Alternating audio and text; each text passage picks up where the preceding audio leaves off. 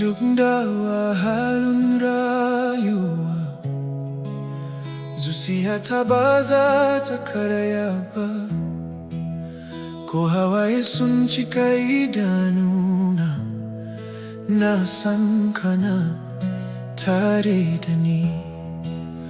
Lokacin da hanyoyi suka rufe, kai ka bude wata hanya.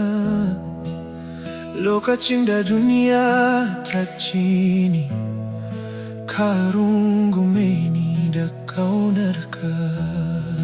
Ba zan ji tsoro ba, domin kana riƙe da hannuna. Ba zan juya baya ba, kai ne mafakata ta har abada.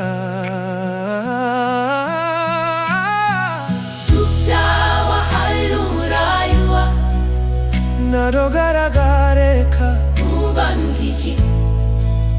kai ne ƙarfina, kai ne begena.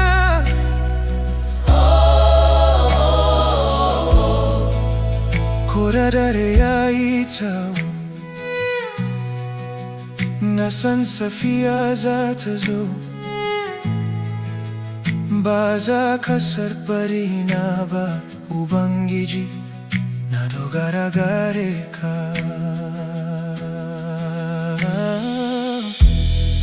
Lokacin da babu abinci, kai ne mai ciyarwa. Lokacin da babu mafita, kai ne mai yin hanya. Ku mutane sun manta da ni, kai ba ka manta da ni ba. Sunana yana cikin tafin hannunka, ka san dukkan hawayena.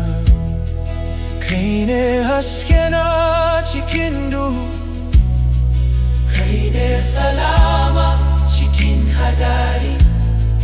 Kai ne bege na marasa bege, kai ne mai taga wanda ya fadi. Ka share hawayena, ka ƙarfafa zuciyata, ka koya mini yin ci gaba, domin kai mai aminci ne. Duk da wahalhalun rayuwa, na dogara gare ka, Ubangiji. ko duniya ta canza, kai ba ka canzawa. Kai ne mai cetona, kai ne mai cetona, kai ne mai fansata. har numfashina na rarashi. Zan dogara gare ka.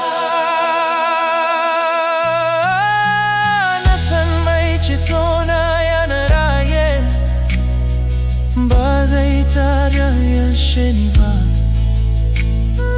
Duk da wahalhalun rayuwa, na dogara gare ka, Ubangiji.